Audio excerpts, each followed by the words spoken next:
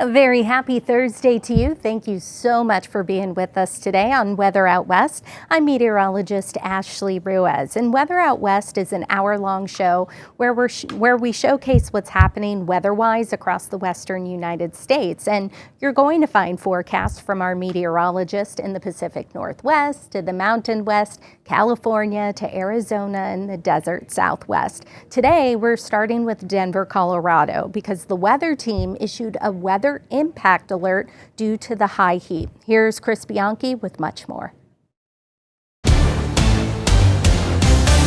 We had some dry microbursts around the Denver area back on Wednesday, which means you get a big rush of wind as a shower or a thunderstorm tries to reach the ground. The result, 63-mile-an-hour winds in the Denver area at I-25 and I-70. That's the mousetrap, if you know the Denver area, on Wednesday afternoon. Meantime, we've got along and west of the Continental Divide a fire weather warning coming up for us on Thursday and Friday, and this is just a continuation of what's been an exceptionally hot and dry stretch for us across especially the western part of Colorado. Unfortunately, we're going to be dealing with that high fire danger over the next few days. Smoke forecast. We've got two big fires burning out here across western Colorado.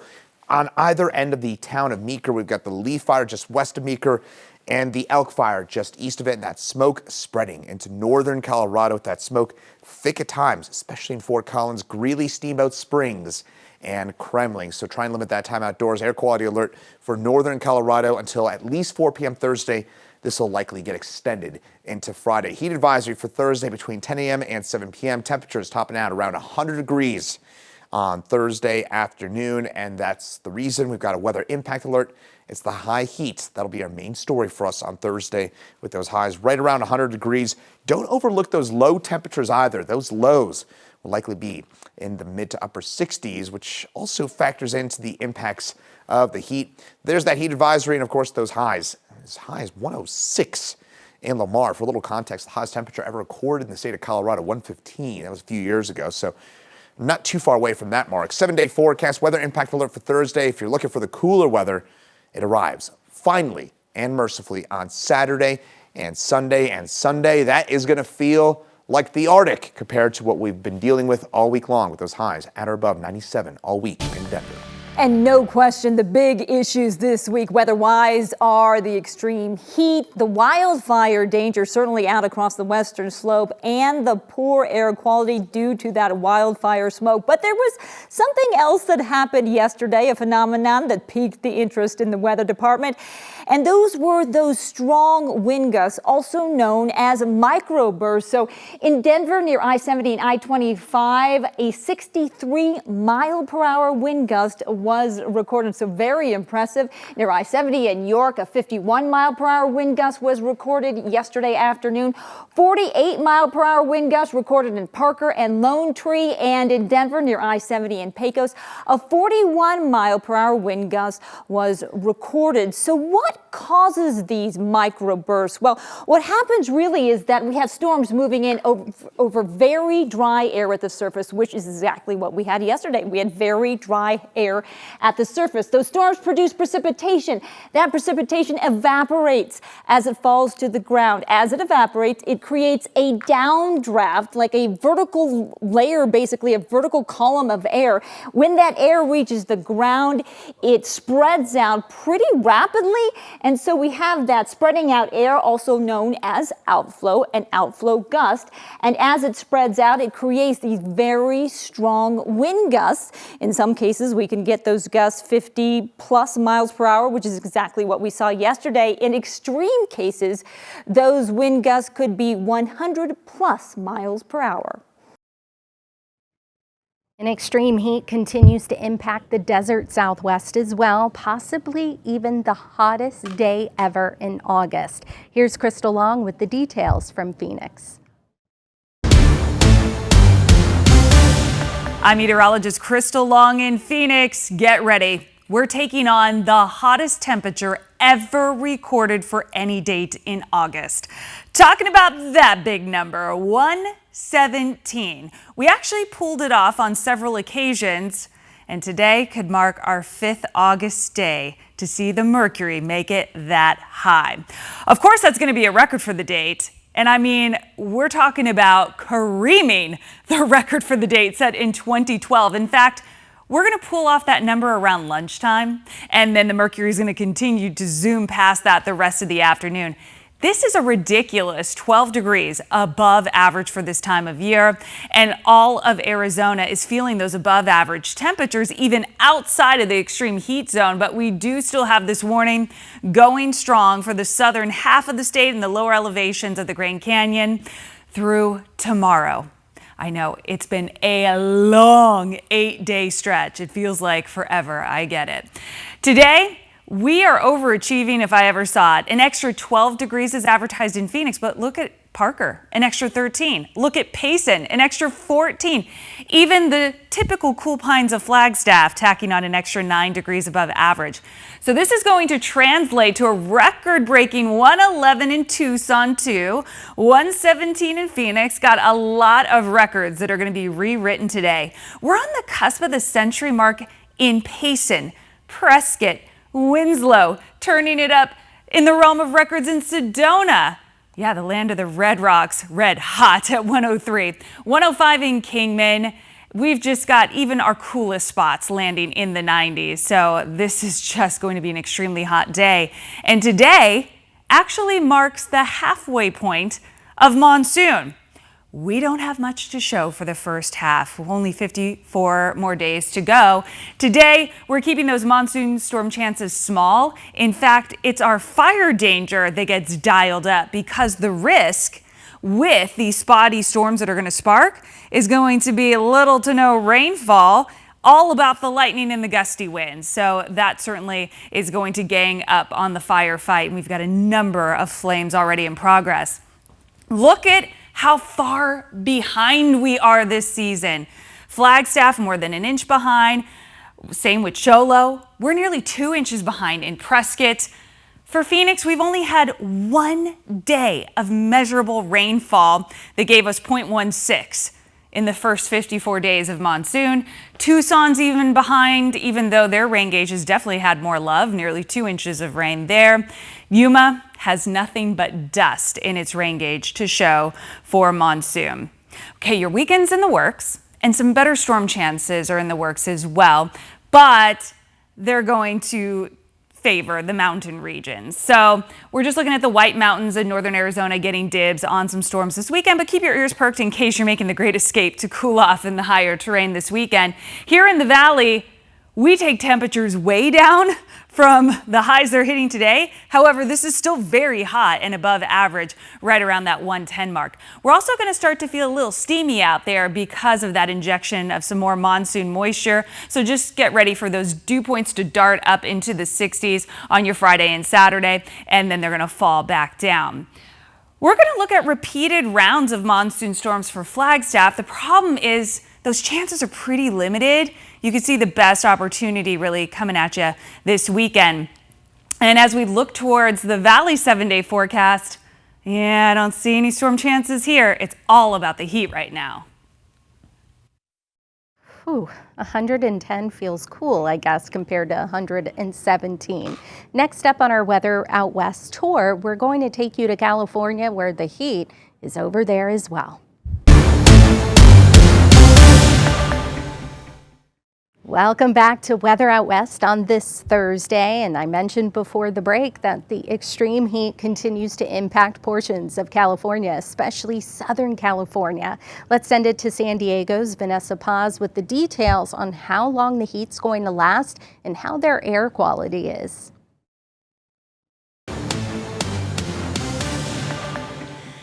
Happy Thursday from San Diego, California. I'm CBS 8 meteorologist Vanessa Paz. The heat will be on repeat for another straight day as a ridge of high pressure just kind of settles over the southwest. So here's a recap of what you need to know as we inch towards the end of the work week, heading into the weekend. The heat peaks today with the possibility for record-breaking temperatures, especially when we talk about the county's eastern half. Everyone except for the coast as of yesterday still under that heat advisory and an excessive heat warning impacting the deserts. Temperatures temperatures will eventually simmer down, but we really won't feel that noticeable cooling until we get to the weekend. So here's that ridge of high pressure. It's going to continue to expand westward a little bit, but it will be decreasing as far as its strength goes, all due to a trough of low pressure way to our north, but that's going to give us some assistance when it comes to keeping those highs, that extreme heat at bay when we get to the weekend. So here's what we're looking at in terms of watches, warnings, advisories, that ridge of high pressure impacting enough of the southwest to trigger red flag warnings, extreme heat warnings, as well as heat advisories. San Diego in particular, as I mentioned, remains under that heat advisory for the valleys and the mountain areas, and that extreme heat warning all the way through Friday night. Now, as of right now, the National Weather Service has those ending 8 p.m. on Friday, but depending on how long that heat lingers, it could linger into the weekend. It could get extended, but as of right now, ending by the end of Friday. All right, so what do they mean exactly? The heat advisory, it's a level of heat that affects those who are susceptible to heat-related illnesses. We're talking about kids, those elderly. The extreme heat warning that is currently impacting the deserts means that that level of heat, we're talking about triple-digit heat, anywhere between 110 to 115, will affect those without adequate cooling systems. So that's the time that those living in Borrego Springs, Ocotillo Wells should really minimize time that they spend outside and making sure that they're finding adequate ways to stay cool. All right, here are some of the highs for today. I wanted to put an asterisk next to Borrego Springs because that's where we could potentially break a daytime high record, as well as Campo with a high in the triple digits at 102. The coastal areas where typically we go to escape the heat are going to be soaring into the low 80s and high 70s. Spots like downtown as well as Escondido, Carlsbad, those will be some of the hottest spots along the coast. Meanwhile, when we talk about the inland valleys, we saw plenty of 90s yesterday. We will continue to see even more 90s this afternoon. We're still tracking the Gifford fire to our north, and it's still enhancing, again, fire danger for us here in Southern California. You may have noticed a bit of haze in the skies yesterday, and that will continue today. Remember, the smoke, it's a fine particulate matter. Just because you can't see it doesn't mean it's not there. So you should limit time, especially if you're susceptible to respiratory issues. All right, tonight's lows are going to drop down to the high 60s. We won't get too much relief, which is why we're under that heat advisory. That warmth is only going to compound as it has been since the past couple of days, all the way through the end of the week. Here's what I have for tomorrow's highs. We will see those daytime highs drop a few degrees. We'll still be inching close to 80 degrees for the coastal areas, and we'll see a lot more low 90s for the inland valleys versus what we're seeing today. For the coastal areas, minimal daily changes all the way through Monday. Once we drop down to the high 70s, we'll stay in that range all the way through about Tuesday of next week.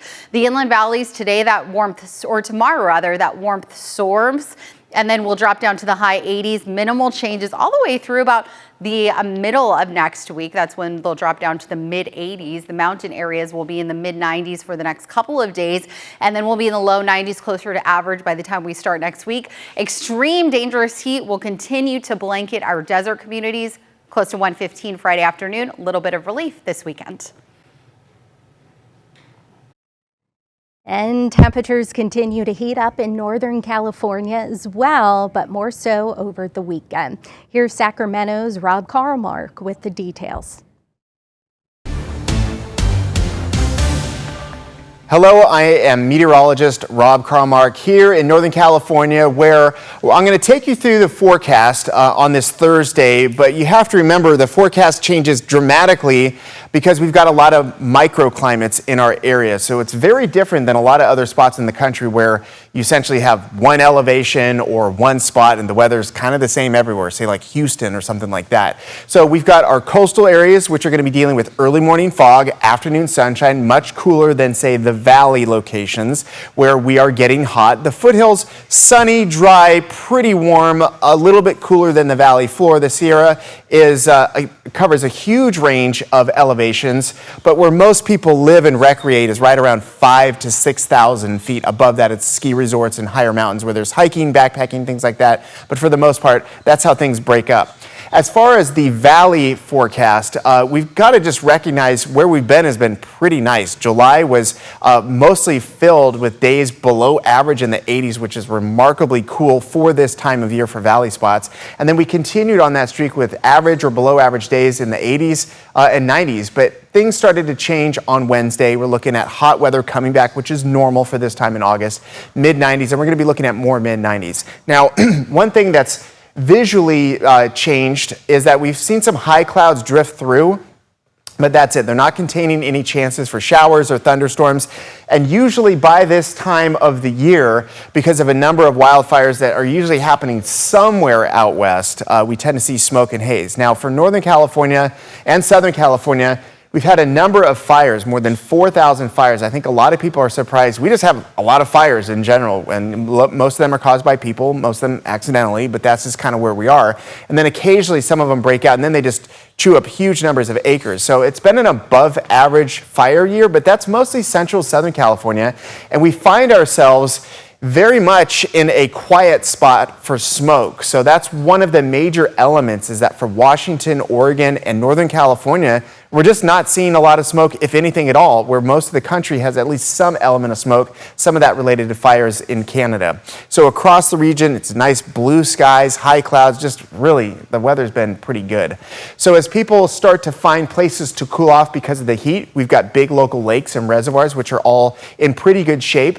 This time of year, they're losing a lot of water volume because of evaporation and water use for irrigation for agriculture. So that's a normal process. And some other folks will head to the beach. Santa Cruz has got always cold water temperatures and small waves this upcoming weekend. The time for good surf and bigger waves is in the fall, winter, and spring. So small waves in the summer, not uncommon, but good for the kiddos. Okay. Our Thursday temperatures will mostly be broken up according to elevation because there's not anything else really going on. So we've got temperatures in the low 90s for the lower foothills. The mid-Sierra, I would say, right around 4,000 to 5,000 feet. We're looking at some 80s and some 80s up high. So you could pick a spot. It's going to be very much based on your proximity to either higher elevations or the coastline. For places in the Central Valley and the southern end of that valley, we're looking at already hot weather above 100 degrees. Along the immediate coastline, San Francisco, always a good spot to spend your days in the summer in the 60s. The Bay Area, Berkeley, Oakland in the 70s, and then lots of spots inland are already creeping up to about triple-digit temperatures. Places like Redding, Red Bluff, and also spots nearby. For Sacramento and our major metro areas, we're about 100 degrees today once you're in the suburbs, mid-90s for Sacramento. And then for the mountains, we're going to be approaching mid-80s, which at elevation actually is hot. So this is going to be our 7-day forecast near 100 through the weekend. Coming up next on Weather Out West, we're taking you to Washington, and later we're going to talk all things drought.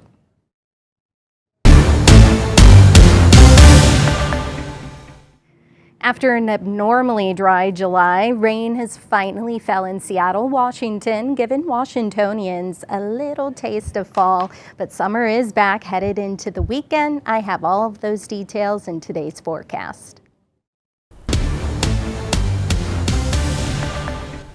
Hey there, I'm King 5 meteorologist Ashley Ruiz in Seattle, Washington, and we finally had some accumulating rain here in Seattle. Not just in Seattle, but area-wide. Still some lingering showers this morning, but we're going to have that clear into the afternoon. And with this accumulating rain, and not just mist, we're getting rid of some of that dense wildfire smoke over Lake Cushman, the Bear Gulch wildfire in the Olympic National Forest. And so we have clean air again, and this is going to help with the fire recoveries and then to fight some of these fires. Into the weekend, we're going to warm up, and next week, early next week, that's when we're expecting the hottest temperatures, at least for the next 7 days. Let's talk about that rain, because we finally got some accumulating rain at the Seattle-Tacoma Airport, and as of August 6th, yesterday, we picked up a little more than 1/10 of an inch Not much, I know, but July, for the entire month, only 1/100th of an inch of rain. And July is our driest month, but well below normal. And into June, that's when we had the previous accumulating rain. So at this point, anything is going to help us fight the fires as well as with just how dry we are. A look at the big picture right now. We have what we have over portions of the Olympic Peninsula and then closer to Snohomish County and King County in western Washington. So that includes Seattle, a convergence zone. It's been very stubborn all morning long, but it will continue to weaken as it pushes to the south over the next couple of hours, at least as of 8 o'clock this morning. As I mentioned, air quality, good. You see all those green dots. That's what we like to see. Over the next couple of days, we're going to go from 71 today, 76 tomorrow, and then into the lower and mid 80s by Sunday. We're going to have a ridge of high pressure building over the region, and that's going to help dry us out, clear us out, and heat us up. A look around Washington this morning, atop Hurricane Ridge in Olympic National Park. You see blue sky above, closer to the coast, the Pacific coast. We have clouds locked in place, and then in Sequim, we have blue skies, and you can see the lighthouse right there in Paradise. Mount Rainier National Park, we have poor visibility. But here in Seattle as well, we have dark, ominous skies, but you see the Space Needle, you see Elliott Bay and Puget Sound, so things are doing a little better than where we were a couple of hours ago when visibility was really poor. High temperatures today, well below normal, upper 60s, lower and potentially mid 70s for South Puget Sound from about Olympia down to Chehalis and then in Shelton. The M's are at home once again against the White Sox, the last game, and by the afternoon we should be on the dry side, mix of sun and clouds, but definitely going to be a little on the cool side. And we have preseason football, the Seahawks versus the Raiders at home at 7 o'clock. We're dry by then, and we'll have a mix of sun and clouds, temperatures near 70 to start, and then low and mid 60s toward the end of the game. Overnight temperatures in the low and mid 50s, partly cloudy skies. Tomorrow, you'll notice it's warmer, low and mid 70s to our north, Seattle, all the way down to Olympia, mid and upper 70s to lower 80s. The coast also going to be quite warm. Into the afternoon, as I mentioned, we're clearing things out. Northeastern portions of the state, that's where there's a good chance for at least a couple of showers, whereas the rest of us, we're dry. Tomorrow morning, waking up to some low clouds, maybe some fog, but then we'll have beautiful sunshine all the way into the weekend. Sunday, Monday, likely the warmest days. But I will say that model guidance has trended on the cooler side versus the last couple of days, but this will likely change. We'll have to keep you posted. And Monday, for now, 84, but some spots could even warm up into the upper 80s. Meanwhile, beyond the 7-day forecast, high temperatures should be closer to normal as we head into the middle half of the month. All right, next up, let's head to Spokane, where Thomas Patrick is tracking another day with the chance of thunderstorms as well as a warm-up.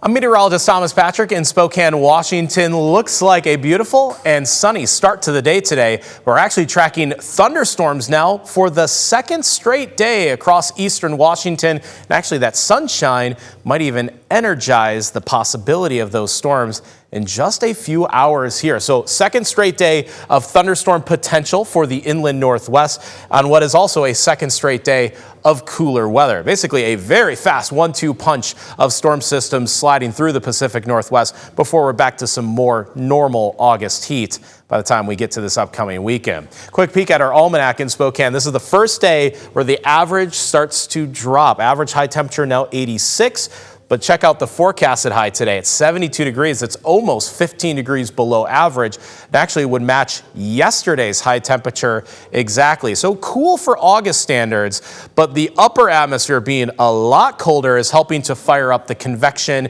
the showers, and the thunderstorms that we've had recently. So again, we're in between the two storms. Yesterday, we had heavy rain arrive at around 9 p.m. and then again at 11 p.m. last night. And as that first storm exits North Idaho and goes into Montana, we find ourselves with some blue skies and sunshine, but it does not stay that way all day long because the second storm system has actually already arrived in northern and central Washington. The latest on Doppler radar through the morning hours already starting to track that leading edge of showers and storms, actually firing up even a little bit earlier than I had anticipated. Thought the sunshine would need to work a little bit more heat into the air and environment before we got that first thunderstorm, but it just popped up around the Nespelem area. So this is about 9 a.m. and this is while this is just the first storm, basically this boundary that extends into northeastern Washington will be the focal point for any new showers or new thunderstorms to fire up from here on out. And basically when you get one shower or one storm, it helps to move the whole wave along with its cold push of air. We call that the outflow. So that is what we are specifically watching. From a big picture perspective, the storm center is directly over northern Washington right now, that helping to add that instability and just general lift in the air and environment. So thunderstorms are actually pretty likely, especially for that region. They won't be severe though. When we talk about severe weather, we need to see wind speeds of 60 miles per hour or hail at 1 inch in diameter. That would cause damage. We're not quite to that threshold, so the severe weather outlook actually ends up as a 0. Non-severe for a majority of the inland northwest. Starts to pick up in intensity more into Montana for today, just because there's more spin, more shear in the atmosphere in those regions. So aside from central Idaho, I'm still watching that area in northeastern Washington. Again, not severe, but likely that we're going to get thunderstorms for at least those handful of counties. So here's my forecast here. Again, just below severe thresholds, 40 mile per hour winds, half-inch diameter hail. Not enough to do damage in its own right, but does have a bit of strength and intensity, a little bit of oomph to some of those storms. And our model picks up on that action actually beautifully here, firing off some of those thunderstorms in that region of the inland northwest after about 1 p.m. at the latest. Has it around Spokane from 3 to 5 p.m. for today. Again, if you get caught underneath any of those storms, you're going to experience some pretty torrential rain and even the possibility of some small hail. Final day of some slightly cooler weather with high temperatures only in the low 70s, but the heat builds fast by this weekend. We'll even have temperatures in the low 90s by this Sunday. Coming up next on Weather Out West, we'll take you to Boise, Idaho and Portland, Oregon. Plus, you know we're still in the swing of summer, and that means many fruits are still in season. Later on, we'll take you to an Oregon area where they grow 90% of the U.S.'s frozen blackberries.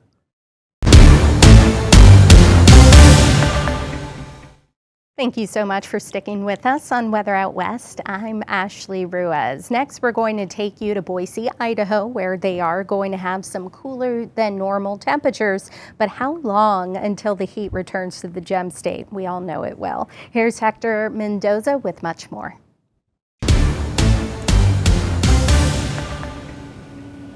Hello, my name is Hector Mendoza, forecasting out here in Boise, Idaho. And the first thing that I wanted to talk about is some of the temperatures. That's going to be the big talking point for the next couple of days as they drop and rise, and then we start to see some of those fluctuations into the weekend. One thing we have noticed is there's been a sort of lack of triple-digit heat that we've seen so far this summer. So I wanted to look back all the way back from 2018 to last year. How many triple-digit days have we seen in some of these summers? As the lowest has been back in 2019, where we only had 3. The most in the list that we have here was back in 2022. They're at almost 30 days of triple-digit temperatures. Now, last year, we had about 20 of those sort of temperatures. And then as we had into July, a total of 15. So tacking on that as most of those temperatures got around there in the month of July, as we had a pretty warm July last year. But this is what we've seen so far this year. We've only had 4. And normally, on average, in terms of the entire year, we get about 9 on average average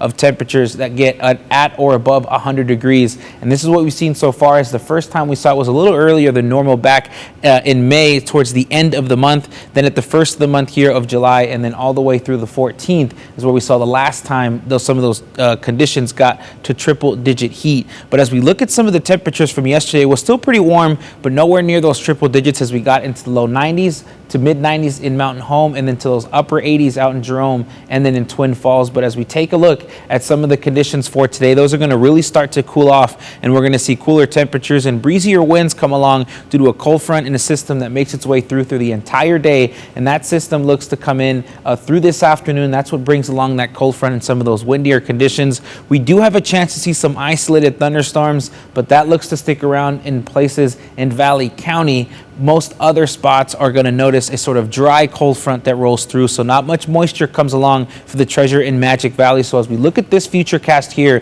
we fast forward this and put it into motion towards this afternoon. It's not going to be till around 3 o'clock this afternoon where we start to notice that some of those thunderstorms could start to pop up near areas in McCall and into Riggins, where we can see some of those gusty winds start to pick up in areas that do develop some of those thunderstorms. But again, the chances right now look like they're around 20%, and that's going to continue until about maybe 9 o'clock. And then as we get towards 9:30 and 10, we expect to see some of those conditions start to clear off, drier conditions, and a little bit more of those clouds start to make their way out as that system makes its way through. And we're anticipating some of those colder temperatures to settle in. We'll see a bit of temperature start to cool off just a bit compared to today, and then we'll notice a lot more of that sunshine through the afternoon, and that is what we're expecting for tomorrow. But even speaking of some of the winds, they'll start to pick up this afternoon, getting some of those wind speeds start to pick up just a little bit more there from Mountain Home into the western Magic Valley. And then those breezy conditions look to continue all the way in through the overnight hours,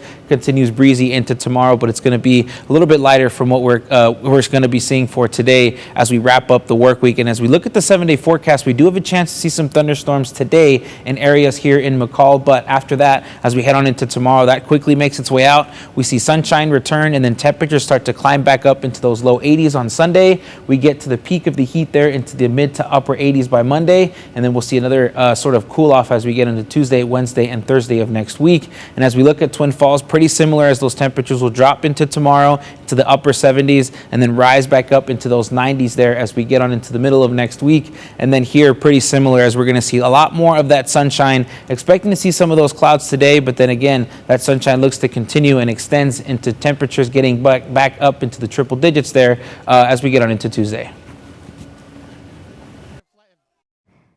Next up, let's head on over to northern Oregon. After some summer showers on Wednesday, they are drying things out and heating up over the next couple of days. So much so that Sunday and Monday are weather impact alert days. Here's Portland's Rod Hill with all those details. Comfortable conditions. That's our headline down here in Portland on a Thursday. I'm meteorologist Rod Hill.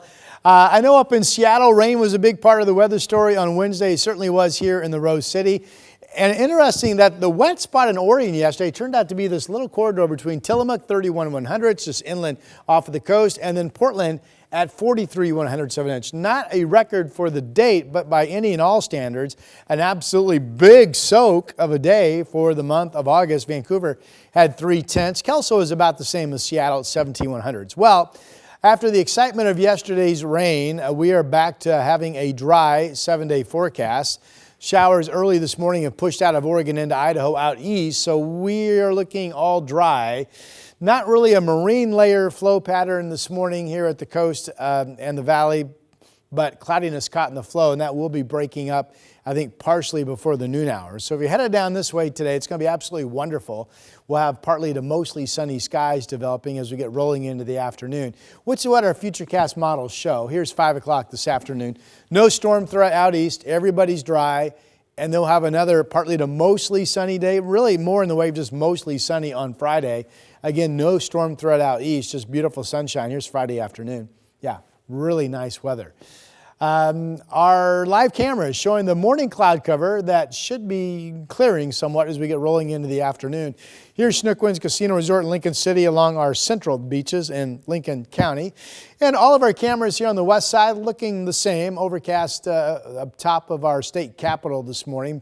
Light winds. Really been a delightful morning to be out and about. There's some definition of the cloudiness from Chehalem Tasting Room in Sherwood. Of course, we're proud of our wine country in the Willamette Valley and down here in Oregon. And there's a look at our Rose City camera this morning showing the cloudy skies over the city. So our forecast numbers for today, here they come. 70s to a few spots inland will hit 80, but not many. Corvallis 80, down in Eugene where the University of Oregon is, that could be 80 degrees today as well. The early clouds, a mostly sunny afternoon coming, and the northwest winds 5 to 15 miles per hour. All right, our southwest Washington numbers look like this. Temperatures in the 70s, light northwest winds, plenty of sun eventually developing. 74 Longview, 75 in Clark County, Battleground, and Vancouver. And on our big forecast map, I mentioned all dry, sunny central and eastern areas, and then developing sunshine here on the west side. Eugene at 80, but again, most areas today will be comfortably in the 70s. West winds will start to fire in the gorge for people out hiking or recreating. Could be some gusts between Hood River and the Dalles this afternoon, getting up to about 30 miles per hour. Otherwise, winds will be light. Winds will be light at the beach with the developing sunshine and temperatures there mainly in the 60s. So now that yesterday's rain is behind us, our next big weather story is the hot weather coming on Sunday into Monday. And more on that in a second. I'll get you there. 75 this afternoon. Enjoy it. At least partly cloudy to maybe becoming mostly sunny. Early clouds tomorrow on Friday, maybe. Otherwise, just sun, 82. Still below normal, still really comfortable. And then warming up somewhat on Saturday, 86 degrees. Now, at one point, as forecasters, we were eyeing at least 3, maybe even 4 or 5 days in a row hitting 90, which if that would have been the case, would become our first so-called heat wave of the summer season. Now, all of a sudden, the update is back to only showing 2 days in the 90s. 95 on Sunday, 94 on Monday. We have the impact alert for the hot weather. You can make the case that Sunday will be warmer than 95, but you can make the case that Monday will be cooler than 94. Canadian air comes in Tuesday. It drops our numbers back into the 80s. And right now I show 84 degrees on Wednesday. Coming up after a quick break, we'll have your national forecast from Julie Martin. The heat isn't just impacting those out west, it's impacting many in the plains as well. Also, severe thunderstorms are possible for some in the high plains. Here's Julie Martin with the national forecast. Well, for your Thursday, still dealing with a soggy rain in the southeast, could lead to some localized flooding there. Also, looking at a few isolated strong storms developing in the high plains, and then we have that extreme heat in places like Phoenix to deal with.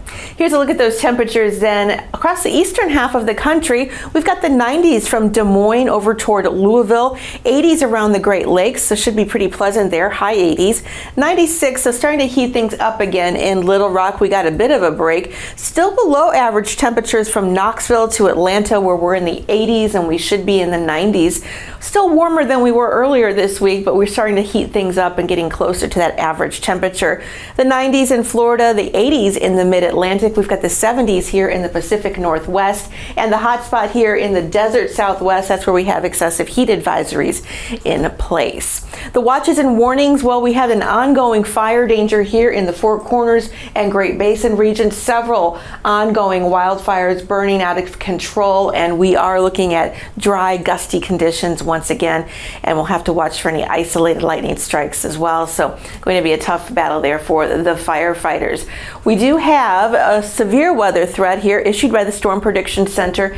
This in North Dakota, where we see here this peach color and the yellow, this is either a slight or enhanced risk of some strong to severe storm development, and that would be later on in the day. Primarily hail, damaging winds, heavy downpours all in play, but can't rule that out that an isolated tornado could also develop as a result of this particular setup in the atmosphere. But really anyone from Montana over toward the Twin Cities, even down into Chicago, St. Louis, need to be weather aware as you do head out on your Thursday.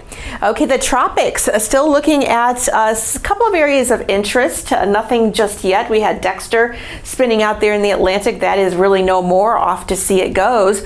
But we are looking at a couple of other areas for potential development. This one here closer to the east coast, and then the other one off to the east coming off of Africa, making its way across the Atlantic. Both of these over the next 7 days do have a chance of developing.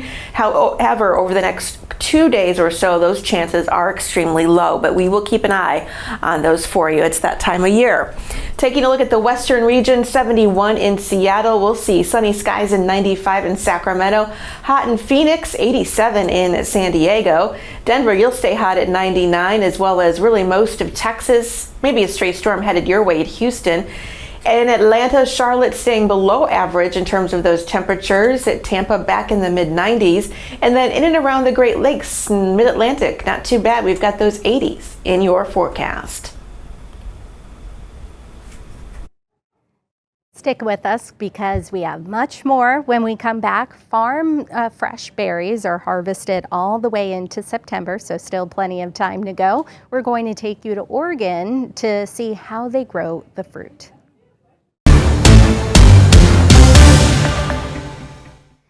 It's the thick of summer and Oregon farmers are busy harvesting millions of pounds of berries. There are more than 200 berry farms in Oregon. Christine Petewanich takes a closer look.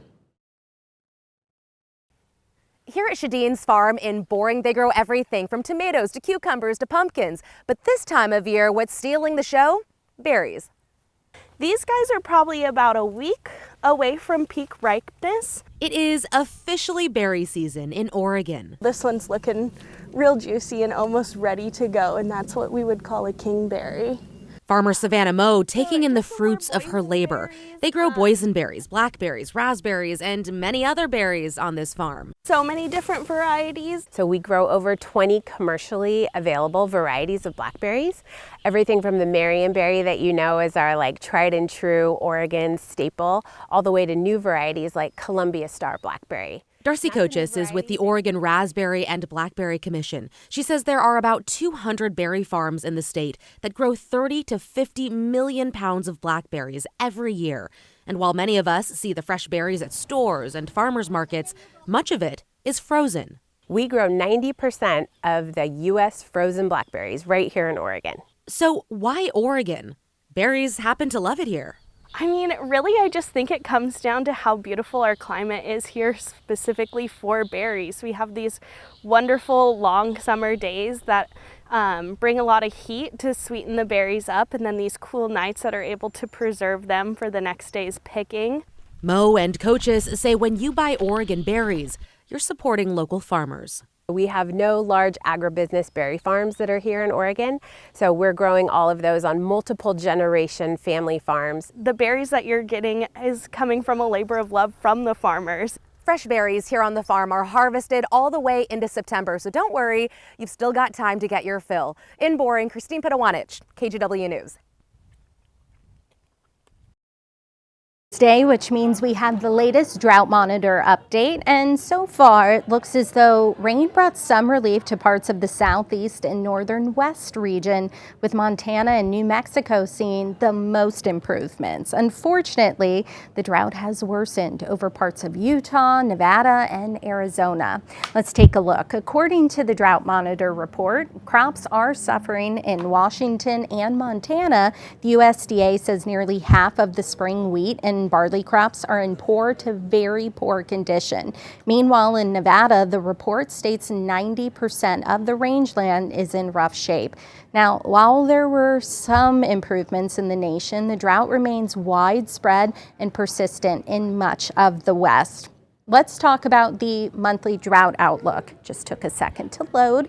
This shows for the rest of the month. This was released earlier this month, late July 31st actually. But you see the entire state of Washington, most of Oregon and Idaho, it's showing the drought continues. That yellow color you see for a small sliver of southern Washington and northern it looks along the Columbia River and along the state line, the drought likely begins, and you see some spots over the desert Southwest either likely beginning or the drought will continue. Now through the middle half of August, this is the 8 to 14 day precipitation outlook from the Climate Prediction Center, and it's not looking great, at least not until maybe the end of the month when things start to change and we head into the wetter season, which up here in Washington, it's not until we get closer to September and October and beyond. Now for the 3 to 4 week precipitation outlook, you see closer to southwestern Arizona. That's the only part of the West that could see maybe a little more than average, above average precipitation. As for October or August to October, this is the seasonal temperature, or actually rain chances. I know it says temperature, but it's really the precipitation. It's showing the potential for a large portion of the central and western interior United States could have below normal rain precipitation for this time of year. So that does it for us here on Weather Out West. I'm meteorologist Ashley Ruiz. We thank you so much for being with us today. Be sure to join us again tomorrow for our next segment for Weather Out West.